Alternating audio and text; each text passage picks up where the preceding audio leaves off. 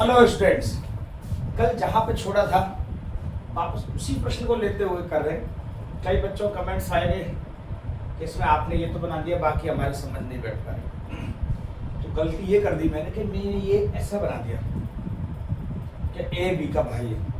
यदि इसको ऐसे ना बना के मैं कुछ और तरीके से बनाता तो शायद आप इशारा कर लेते। जैसे मैं कोई एक ए मान लेता हूँ, समुच्चय मान, ए समुच्चय है ये, और इसमें ए बी सी डी, ये चार एलिमेंट्स। क्योंकि हमें तो उदाहरण देने हैं, तो उदाहरण देने हैं तो ये कोई जरूरी नहीं है उदाहरण इस टाइप का दे, भाई है, बहन है, सिस्टर है, ऐसा कोई जरूरी नहीं है। ये मैंने दे दिया, सही है, मैं ऐसा नहीं कह रहा हूँ ये इसके लिए गलत है, बिल्कुल सही है ना। लेकिन ऐसे सबके ढूंढना थोड़ा सा भारी पड़ जाएगा। लेकिन यहाँ से ए है सममित लेकिन स्वतुल्य नहीं, तो भाई ऐसा कुछ बनाना है, बिल्कुल कोई बना दो बी जिसमें सममित हो, तो मतलब ए बी और बी ए, ऐसा बनाकर छोड़ दो। देख लो, न तो ये स्वतुल्य है, ए का ए के साथ संबंध नहीं है, बी का बी के साथ संबंध नहीं है, लेकिन ए का बी के साथ है और बी का ए के साथ है, सममित तो है, स्वतुल्य संक्रामक नहीं। तो ऐसा उदाहरण सोचना आसान हो जाएगा। बात समझ आ रही? हमें तो एग्जाम्पल देने हैं, हमें क्या मतलब कि हमें ऐसे भाई हो, ये बहन ने ये बना है ना। दूसरा संक्रामक लेकिन स्वतंत्र नहीं, संक्रामक, इसमें संक्रामक बनना चाहिए बस। जैसे सी कैसा बनेगा, इसका उदाहरण ए का कनेक्शन कर दे भैया बी के, और बी का कनेक्शन कर देते हैं सी से, और फिर ए का कनेक्शन कर देते हैं सी से। इसका मतलब ये संक्रामक हो गया, संक्रामक लेकिन स्वतुल्य और सममित नहीं। देख लो, यदि ए बी के साथ है तो बी ए के साथ में होना चाहिए, नहीं। बी सी के साथ में तो सी बी के साथ में होना चाहिए, सममित के लिए नहीं। ए सी के साथ में है तो सी ए के साथ में होना चाहिए, बिल्कुल नहीं है, तो सममित नहीं है साहब। स्वतुल्य, ए का ए के साथ कनेक्शन नहीं है, बी का बी के साथ कनेक्शन नहीं है, सी का सी के साथ कनेक्शन नहीं है, तो ये स्वतुल्य भी नहीं है। लेकिन संक्रामक है तो ए का बी के साथ में है, बी का सी के साथ कनेक्शन है, और फिर ए का सी के साथ कनेक्शन और हमने डाल दिया, तो संक्रामक तो बन रहा है, बाकी भी नहीं बन रहा। ठीक है, स्वतुल्य लेकिन सममित और संक्रामक ऐसा बोला है। तो स्वतुल्य तो है लेकिन सममित और संक्रामक नहीं है, तो ये तो बहुत ज्यादा सरल है मामला। ए का ए के साथ बना दो, बी का बी के साथ बना दो, सी का सी के साथ बना दो, डी का डी के साथ बना दो। ये बन गया एक स्वतुल्य, है ना। तो ये स्वतुल्य संबंध का उदाहरण होता है। एक स्वतुल्य तो है, न तो ये सममित है न संक्रामक। सममित में क्या शर्त है, ए का ए के साथ है, यदि ए का बी के साथ कनेक्शन होता तो बी का ए के साथ होना चाहिए, तो ऐसा कुछ जुगाड़ नहीं है। स्वतुल्य व संक्रामक लेकिन सममित नहीं, स्वतुल्य भी हो संक्रामक भी हो। ए का ए के साथ बना दिया, बी का बी के साथ बना दिया, और फिर ए का बी के साथ बना दिया। ये क्या बन गया, संक्रामक लेकिन सममित नहीं। कैसे, देखो, ए का ए के साथ कनेक्शन है, फिर ए का बी के साथ कनेक्शन है, तो इसका ए का बी के साथ में होना चाहिए, बिल्कुल है। यहाँ ए का ए के साथ कनेक्शन है, बिलोंग्स टू ई, ए का बी के साथ कनेक्शन है, बिलोंग्स टू ई, तो ए का बी के साथ में होना चाहिए, बिल्कुल है भैया, इसलिए ये संक्रामक है। लेकिन सममित नहीं होना चाहिए। स्वतुल्य है, ए बी दिखें, ए का भी है और बी का भी है, ए का ए के साथ कनेक्शन है, बी का बी के साथ, लेकिन कह रहा सम्मित नहीं। सम्मित यदि ए का बी के साथ में है तो बी का ए के साथ में है क्या, कहीं बी का ए के साथ में, इसलिए सम्मित। सम्मित है संक्रामक लेकिन स्वतुल्य नहीं। यदि इसका हम बनाए तो ऐसा ना बना के गड़बड़ ये कर दी थी, इस टाइप बना दी, बाकी तब गड़बड़ समस्या आ रही थी ऐसे बनना। अब आसानी से उदाहरण दे जाएंगे सारे के सारे। सम्मित एवं संक्रामक, तो सम्मित भी और संक्रामक भी होता है, लेकिन स्वतुल्य नहीं होना चाहिए भाई। तो सम्मित ए का बी के साथ कनेक्शन कर दो और बी का सी के साथ कनेक्शन, ठीक है। तो ए का सी के साथ हो जाएगा। अब जब ए बी है तो बी ए भी होना चाहिए, और बी सी है तो सी भी होना चाहिए, क्योंकि सम्मित तभी बनेगा ए सी है तो सी भी होना चाहिए। अब देख लो स्वतुल्य नहीं है भैया, ए का ए के साथ कनेक्शन नहीं है, बी का बी के साथ में नहीं है, सी का सी के साथ में नहीं है, लेकिन सम्मित ए बी है तो बी ए मौजूद है, बी सी है तो सी भी मौजूद है। सॉरी, ए सी है तो सी ए भी मौजूद है, तो सम्मित भी है भाई। जरा देख लो संक्रामक कैसे है, यदि ए बी बी सी तो ए सी है।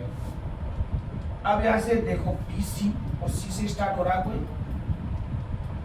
सी से स्टार्ट हो रहा है यार, सी बी, यदि सी से स्टार्ट हो रहा है सी बी, तो फिर अब बी भी होना चाहिए था, ये नहीं होगा, ये उदाहरण नहीं होगा। इसको एक मिनट तो चेक लो, ये अपन ने जल्दबाजी ज्यादा लंबा बना दिया, ये उदाहरण नहीं होगा। मैं बता देता हूँ कारण क्या है। इसका तरीका है ये, ए का बी के साथ कनेक्शन है ना, और बी का ए के साथ में कनेक्शन। सम्मित संक्रामक, ये सम्मित भी है, संक्रामक बनाने के लिए ए करना होगा।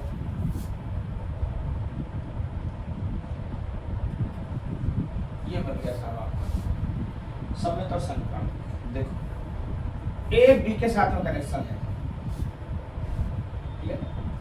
ए बी के साथ में कनेक्शन है, बी का ए के साथ में कनेक्शन है, तो मतलब ये सम्मित तो है। संक्रामक इसका मतलब ए का ए के साथ में होना चाहिए है। तो आप कहोगे सर स्वतुल्य भी हो गया, स्वतुल्य तब होता जब ए बी दो एलिमेंट्स दिख रहे हैं तो बी का भी होना चाहिए था बी के साथ, वो नहीं है, इसलिए स्वतुल्य नहीं है। ए का तो ए के साथ दिख रहा है, लेकिन मैंने बी का बी के साथ में नहीं बनाया, इसलिए ये स्वतुल्य नहीं है। ध्यान रखना, ए का ए के साथ में दिखाया है, बी का बी के साथ, क्यों बी यहाँ दिख रहा है तो बी का भी बी के साथ में होना चाहिए। यदि कोई एक भी चूक होती है तो गड़बड़ होती है, ठीक है। ए भी है और बी ए है, इसका ए होना चाहिए, बिल्कुल है, और ये संक्रामक सम्मित। ये 10वां क्वेश्चन हुआ आपका। अब होता है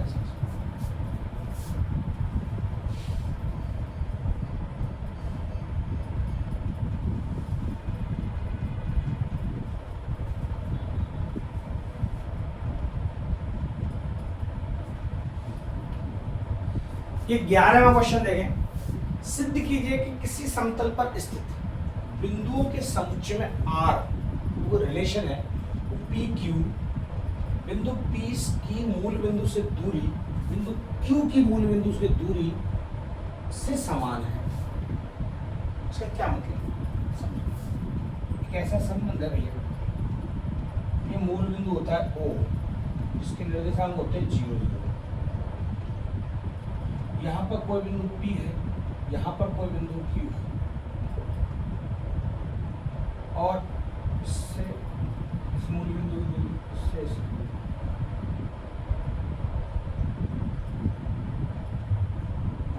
या P और Q दो जो बिंदु दे रखे हैं, इस मूल बिंदु से इनकी दूरी क्या है? समान है, ऐसा बोला गया है। द्वारा प्रदत्त संबंध आर एक तुल्यता संबंध है, ये चेक कीजिए, देखते हैं, चेक करें। इसका मतलब ऐसे कहा जा सकता है कि OP बराबर OQ है, ये दे रखा है इसमें। O मूल बिंदु है, तो स्वतुल्य के लिए तुल्यता संबंध जांच करते हैं तो हमें स्वतुल्य सम्मित संक्रामक निकालना पड़ेगा। तो स्वतुल्य के लिए बात स्वतुल्य की कर रहे हैं, तो सुतुल्य की बात कर रहे हैं, हमने पता है यदि कोई ए कोई पॉइंट और बिलोंग्स टू ए होता है तो ए का ए के साथ में रिलेशन होना चाहिए। बात समझ, ठीक है। तो इसमें यहाँ बिंदु दे रखे हैं P, यहाँ पे क्या बिंदु दे रखे हैं P, तो इसका मतलब हमें P लिखेंगे, ए ना लिखेंगे।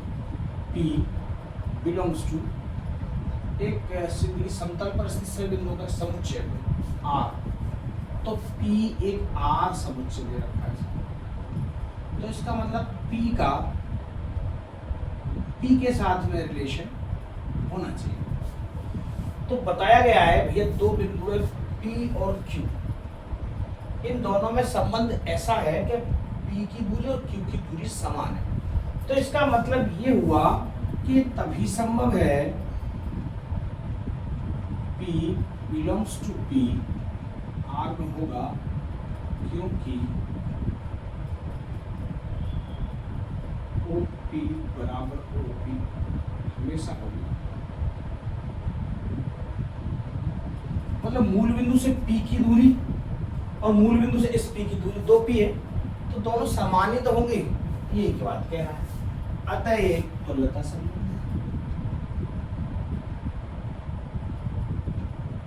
तुल्यता नहीं स्वतुल्य संबंध,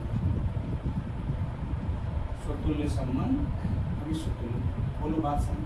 P Q दो बिंदु दे रखे हैं, दोनों के मूल बिंदु से दूरी समान है, तो P की P से मतलब जैसे P दे रखा है तो यहाँ भी P है, तो P की दूरी P से समान होगी दोनों तरफ से, ठीक है। दूसरी बात सममित, इसको देखो, सममित संबंध, सममित संबंध ऐसा कहता है भैया P एंड Q और बिलोंग्स टू R है, तो इसका मतलब P Q का जो रिलेशन दे रखा है R में, इम्प्लाई दैट Q P का रिलेशन भी होना चाहिए R में। तो यहाँ चूंकि ऐसा दिया हुआ है P Q belongs to R, ऐसा तब संभव हुआ होगा जब OP बराबर OQ दे रखी है ना, ये दे रखा OP और OQ मतलब मूल बिंदु से P की दूरी, मूल बिंदु से Q की दूरी बराबर, ऐसा दिया गया है। तो मैं कह रहा हूं भैया QP भी क्या इसमें रिलेशन में शामिल हो जाता है, मैं कह रहा हूं बिल्कुल हो सकता है, क्योंकि OQ बराबर OP अवश्य निश्चित रूप से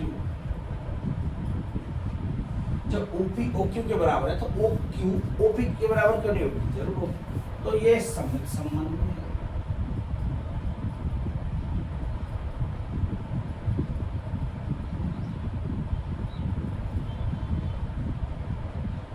ये सममित संबंध है। अब बात कर रहे हैं ट्रांजिटिव संक्रामक थर्ड पार्टी, संक्रामक संबंध, ठीक है। अब मान लो तीसरा एक बिंदु और ले लेते हैं भाई, OPQR, यहाँ पे R है, यहाँ पॉइंट लेते हैं। अब इसमें दिया गया भैया P Q और R, तो तीन बिंदु हैं और ये वो बिलोंग्स टू R में कर रहे हैं।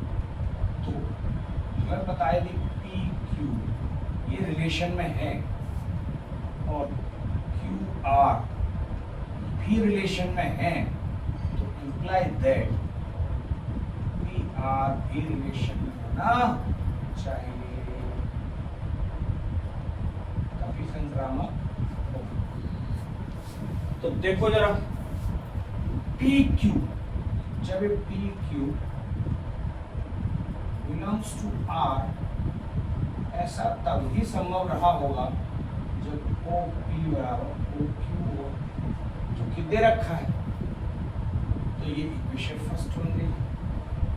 अब QR ये भी रिलेशन में दिया गया है, जब रिलेशन में दिया गया है तो OQ बराबर OR भी होगा, ये इक्वेशन नंबर, ये दो पार्ट तो दी जाती है। अब PR क्या रिलेशन में है,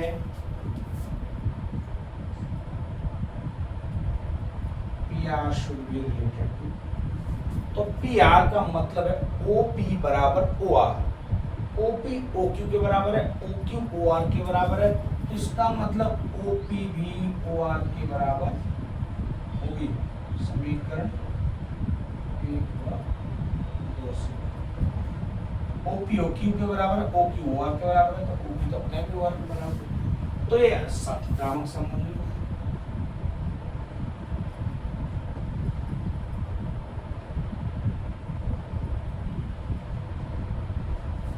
संक्रामक संबंध भी होगा भाई, यदि संक्रामक संबंध होगा तो हम कह सकते हैं अतः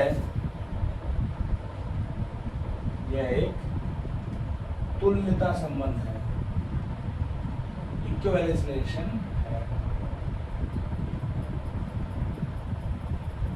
एक तुल्यता संबंध है भाई। तो ये आधा क्वेश्चन यहां तक सिद्ध हुआ, अभी यहां क्या सिद्ध कीजिए एक तुल्यता संबंध है। इसके आगे का देखें, उन्हें सिद्ध कीजिए भैया, और एक बात सिद्ध करो, क्या कि P is not equal to 0 0। कोई P बिंदु है जो बस 0 0 नहीं है, मतलब उसका मान 0 0, ये P बिंदु नहीं है, 0 नहीं है भाई। इसके अलावा से संबंधित सभी बिंदुओं का समुच्चय P से होकर जाने वाले ऐसे वृत्त को निरूपित करता है। अब इसका मतलब P बिंदु का समुच्चय, जो ये P की जो दूरी है, इसका मान बस 0 0 नहीं है, कुछ भी होगा, तो ये यहाँ भी P है, यहाँ भी P है, यहाँ भी P है, और दूरियां दे रखी है OP और OQ की समान, तो इसका मतलब सभी बिंदुओं की दूरी समान होगी O से। तो केंद्र से जब समस्त बिंदुओं की दूरी समान होती है, ऐसे बिंदुओं के बिंदु पथ को ही वृत्त कहा जाता है। एक अगली लाइन और लिख लेते हैं, यहाँ तक उतारो है ना, फिर इसको मैं मिटा के लिखता हूँ।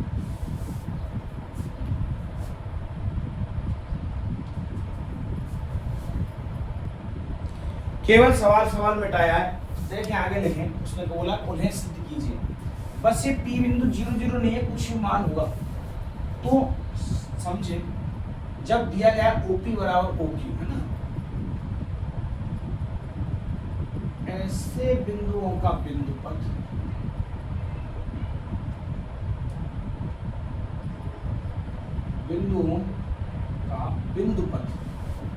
ऐसे बिंदुओं का बिंदु पथ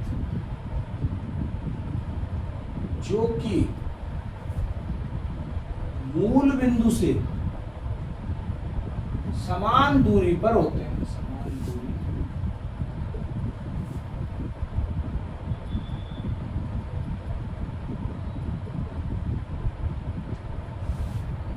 एक वृत्त कहलाते हैं।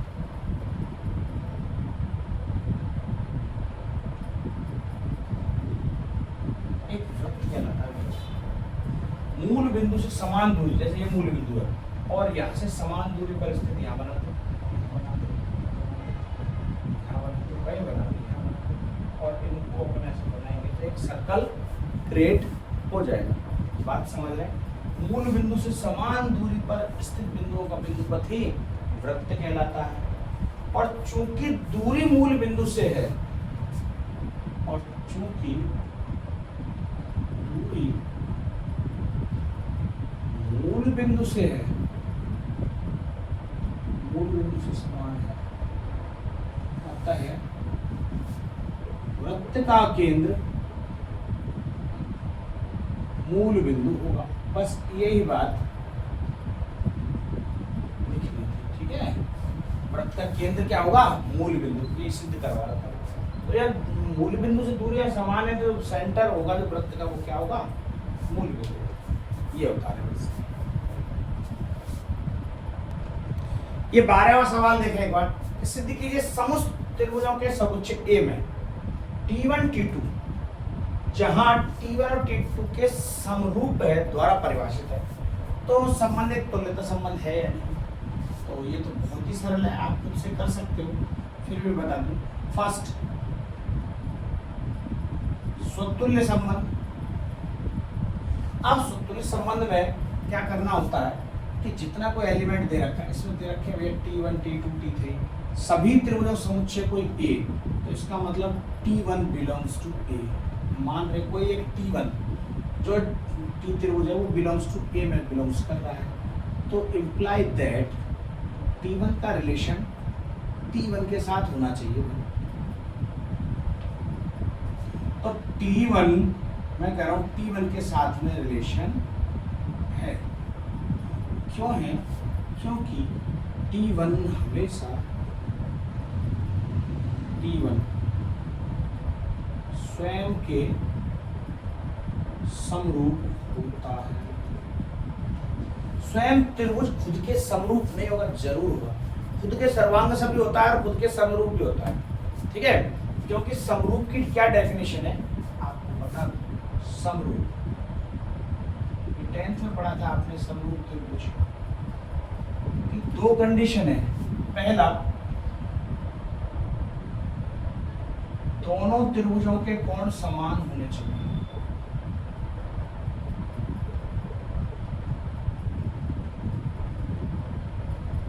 समान होने चाहिए। और दूसरी बात, संगत भुजाएं समानुपाती। ये दो कंडीशन जिन त्रिभुजों में है, संगत भुजाएं समानुपाती होना, समझ रहे हो? जैसे मान लो कैसे बना रखा त्रिभुज, और ये 40 60 80 है, और इधर देखें तो 40 60 80 ऐसे दे रखा है, और यहां पर तो है 2 3 5 ऐसा, और यहां पर 4 और 10 6। तो अब देखेंगे ये 80 और 40 वाली भुजा, 80 और 40 वाली भुजा, यहाँ 2 है तो यहाँ 4 है, इसकी डबल है।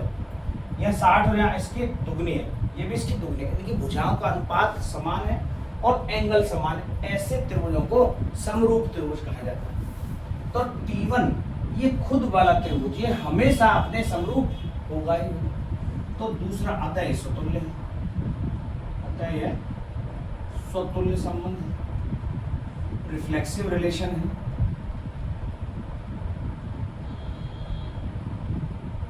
सेकंड की बात करें तो समिट रिलेशन, ये आपका सममित सिमेट्रिक रिलेशन।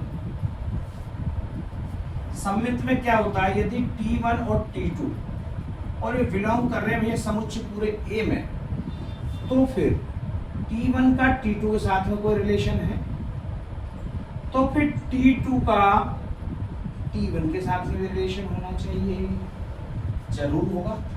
देखो सर, जो कि T1 T2 के साथ में रिलेशन में है, ये क्यों है? जब T1 T2 के समरूप है। मैं ये कह रहा हूं, मान लो ये ABC है, ये PQR है,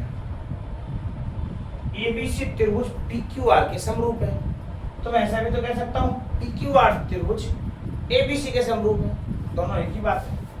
जब T1 T2 समरूप है तो T2 T1 भी रिलेशन में होंगे, तो T2 भी T1 के समरूप होगा।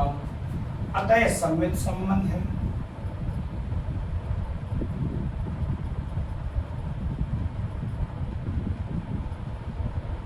ये सममित संबंध है। अब एक बचा आपके संक्रामक वाला, है ना? ये समरूप त्रिभुज की डेफिनेशन, दो समरूप त्रिभुज बना रखे हैं, ये मिटा रहा हूं। तीसरा संक्रामक संबंध है। तो संक्रामक के लिए यदि कोई T1 T2 T3 तीन त्रिभुज हैं और A में मौजूद है, तो ऐसा सिस्टम है कि यदि T1 T2 belongs to R, T2 T3 belongs to R, तो फिर T1 T3 भी belongs to R होना चाहिए। ये सिस्टम। तो यार देखें, चूंकि T1 T2 belongs to are T1 T2 के समरूप है, जिसको अपन ऐसे लिखते हैं T1 समरूप, इस साइन एंड समरूप का ऐसे लिख दो, ऐसे लिख दो ना। और T2 T3 के समरूप है, T2 T3 के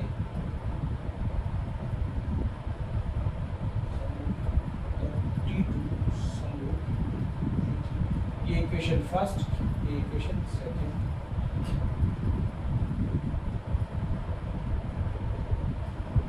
T1 T3 भी जो T1 भी T3 के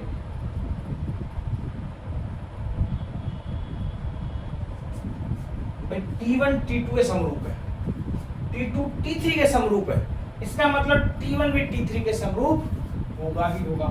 तो T1 समरूप T3 होगा, समीकरण 1 व 2 से। अतः संक्रामक संबंध है।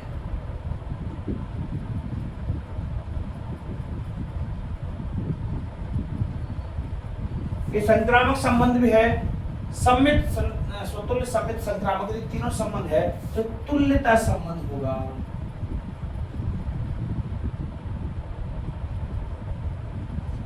क्या है ये तुल्यता संबंध होगा। एक इंफॉर्मेशन और दी गई है इसमें, ऐसा पूछा है 3 4 5 समकोण त्रिभुज वाले 5 12 13 और 6 8 10, ठीक है, वाले त्रिभुज में तीनों पर विचार कीजिए। 3 समकोण त्रिभुज है भाई, एक तो जिसकी भुजाएं 3 4 5, दूसरे की है 5 12 13, तीसरे की है 6 8 10, ऐसा हो रहा है। तीनों त्रिभुजों पर क्या संबंध है, ये T1 है, ये T2 है, ये T3 है। तो आप देख रहे हो ये इसकी भुजाओं का दुगना है, 3 दूनी 6 4 दूनी 8 5 दूनी 10, अतः T1 समरूप होगा T3 के। एक छोटी सी इंफॉर्मेशन ये दे रखी थी तो हमने इन्हें बता दिया, इस संबंध क्या होगा, T1 T3 का समरूप होगा, क्योंकि इसमें 3 भुजाएं 6 है, 4 है, 8 है, 5 है, 10 है, इन दोनों में कई अनुपात आपस में बराबर नहीं लग रहे, तो ये समरूप नहीं होंगे। T1 और T3 समरूप, बात समझ आ गई।